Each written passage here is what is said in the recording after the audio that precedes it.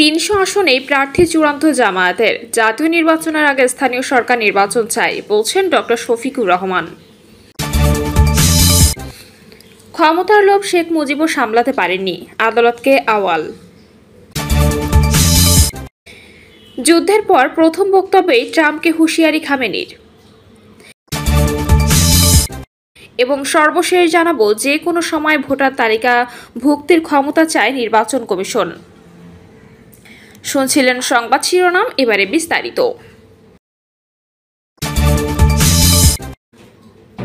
৩০০ আসনে প্রার্থী চূড়ান্ত জামায়াতের। জাতীয় নির্বাচনের আগে স্থানীয় সরকার নির্বাচন চাই, বলছেন ডক্টর শফিকুর রহমান। বাংলাদেশ জামায়াত ইসলামীর আমির ডক্টর শফিকুর রহমান বলেছেন, জাতীয় সংসদ নির্বাচনের আগে অবশ্যই আমরা প্রয়োজনীয় সংস্কার চাই। জাতীয় সংসদ নির্বাচনের আগে আমরা স্থানীয় সরকারের নির্বাচন চাই। জাতীয় নির্বাচনের আগে স্থানীয় সরকার নির্বাচন চাওয়ার কারণ হিসেবে ডক্টর শফিকুর রহমান বলেন, স্থানীয় সরকার হলো প্রশাসনের সর্বনিম্ন স্তর। এই নির্বাচনের মাধ্যমে প্রমাণিত হবে যে নির্বাচন কমিশন অবাধ, সুষ্ঠু ও নিরপেক্ষ নির্বাচন করতে কতটা সক্ষম। আগামী নির্বাচনে বিজয়ের ব্যাপারে আশাবাদ ব্যক্ত করে জামায়াত ইসলামীর আমির বলেন, আমরা আগামী জাতীয় সংসদ নির্বাচনে ৩০০ আসনের প্রার্থীর প্রাথমিক সিলেকশন দিয়েছি এবং প্রস্তুতি নিচ্ছি। আমরা চাই একটি সুস্থ, সুন্দর, জনকল্যাণমূলক সমাজ। জামায়াত ইসলামীর আমির বলেন, স্থানীয় নির্বাচনের মাধ্যমে নির্বাচন কমিশনের সফলতা প্রমাণিত হবে। স্থানীয় সরকার নির্বাচনে যদি কোনো দুর্বলতা ধরা পড়ে তাহলে তা সংশোধন করে জাতীয় সংসদ নির্বাচন করতে হবে। গণতন্ত্রের ভিত্তি মজবুত করতে হলে স্থানীয় সরকার সহ সব নির্বাচন অবাধ, সুষ্ঠু, নিরপেক্ষ হতে হবে। নির্বাচনের মাঠ অবশ্যই সমতল করতে হবে যাতে সবাই গ্রহণযোগ্য নির্বাচনে যথাসাধ্য ভূমিকা পালন করতে পারে। ডক্টর শফিকুর রহমান আরও বলেন, প্রবাসী বাংলাদেশিদের ভোটার তালিকা যুক্ত করতে হবে যাতে আসন্ন জাতীয় সংসদ নির্বাচনে ভোট দিতে পারেন। তারা আমাদের গৌরব, তারা দেশের অর্থনীতিকে মজবুত করেছেন, তাদের অধিকারকে অবশ্যই গুরুত্ব দিতে হবে।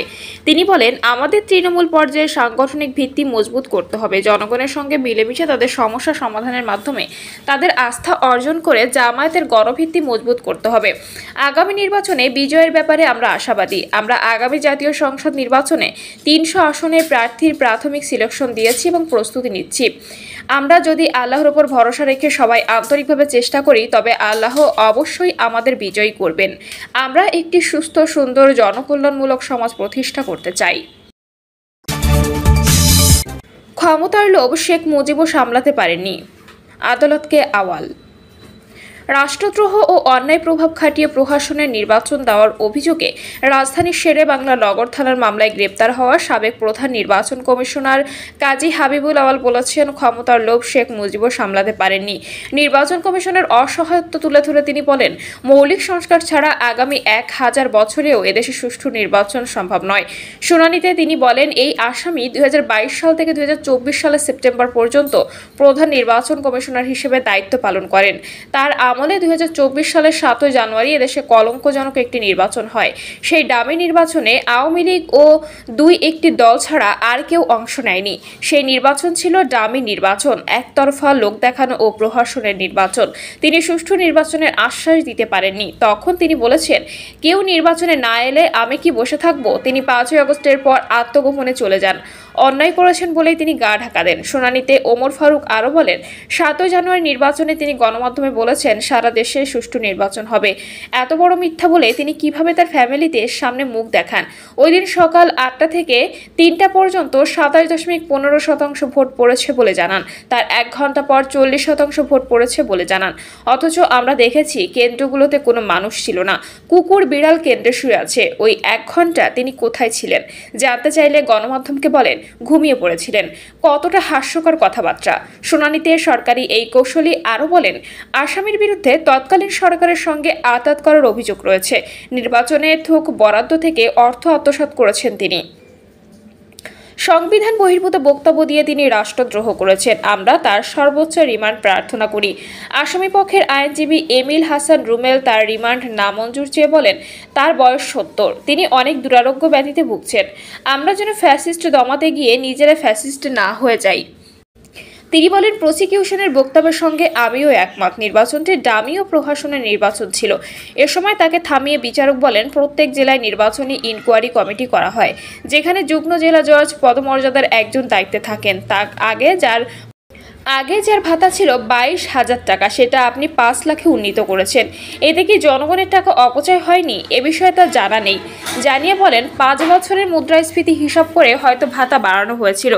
এরপর বিচারক আবারও বলেন, এই যে ইনকোয়ারি কমিটি করা হয়েছিল নির্বাচনের সময়, কোথাও কি তারা সরেজমিনে গিয়েছিলেন? তখন আওয়াল বলেন, একজন রিটার্নিং অফিসারের অধীনে 4-5টা সংসদীয় আসনের দায়িত্ব দেওয়া হয়। তাকে সহযোগিতা করতে আরও 4-5 জন অ্যাসিস্ট্যান্ট রিটার্নিং অফিসার থাকেন। একটা নির্বাচন সুষ্ঠুভাবে করার জন্য 2 ভাগ দায়িত্ব কমিশনের, বাকি 98 ভাগ দায়িত্ব মাঠ পর্যায়ে কাজ করা অফিসারদের। নির্বাচনের আগে এমন অবস্থা যেন আপনি পদত্যাগ করলেন না কেন?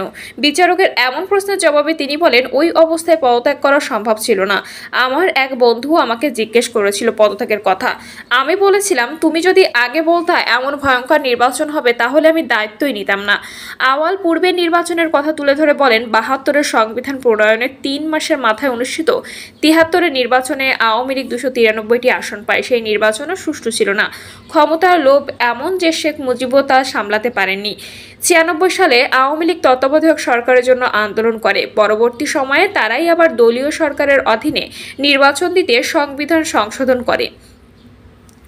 এ সময় পাবলিক প্রসিকিউটর উত্তেজিত হয়ে আদালতকে বলেন, তিনি নিজেকে জাস্টিফাই করছেন, তার এসব তথ্য দেওয়ার সুযোগ নেই। এ সময় আওয়াল বলেন, জাস্টিফাই না করতে দিলে রিভলভার দিয়ে গুলি করে মেরে ফেলেন। এ সময় উপস্থিত আইনজীবীরা চিৎকার চেঁচামেচি শুরু করলে এজলাসে উত্তপ্ত পরিস্থিতি তৈরি হয়। এর মধ্যে নির্বাচন কমিশনের অসহায়তা তুলে ধরে আওয়াল বলেন, মৌলিক সংস্কার ছাড়া আগামী 1000 বছরও এদেশে সুষ্ঠু নির্বাচন সম্ভব নয়। 8 ঘণ্টা দীর্ঘ শুনানি শেষে আদালত তার 3 দিনের রিমান্ড মঞ্জুর করে আদেশ দেন। আওয়ামী লীগ আমলে অনুষ্ঠিত 3টি জাতীয় নির্বাচনে অনিয়ম কারচুপির অভিযোগে সাবেক প্রধানমন্ত্রী শেখ হাসিনা ও সাবেক 3 প্রধান নির্বাচন কমিশনারকে আসামি করে গত 22 জুন মামলা করেন বিএনপি। পরে 25 জুন এই মামলায় নতুন করে রাষ্ট্রদ্রোহ, প্রতারণা ও অর্থ আত্মসাতের ধারা যুক্ত করা হয়। যুদ্ধের পর প্রথম বক্তব্যে ট্রাম্পকে হুঁশিয়ারি খামেনির। যুদ্ধবিরতির পর প্রথম ভাষণ দিয়েছেন ইরানের সর্বোচ্চ নেতা আয়াতুল্লাহ আলী খামেনি। এ সময় তিনি মার্কিন প্রেসিডেন্ট ডোনাল্ড ট্রাম্পকে কঠোর হুঁশিয়ারি দিয়েছেন। খামেনি বলেন, ট্রাম্প সত্য প্রকাশ করেছেন, যুক্তরাষ্ট্র কেবল ইরানের আত্মসমর্পণে সম্ভব হবে। তিনি হুঁশিয়ারি দিয়ে বলেন, ইরান কখনো আত্মসমর্পণ করবে না, আমাদের জাতি শক্তিশালী। তিনি বলেন, ইরান যুদ্ধে বিজয়ী হয়েছে, তারা আমেরিকার মুখে এক কঠিন থাপ্পড় দিয়েছে।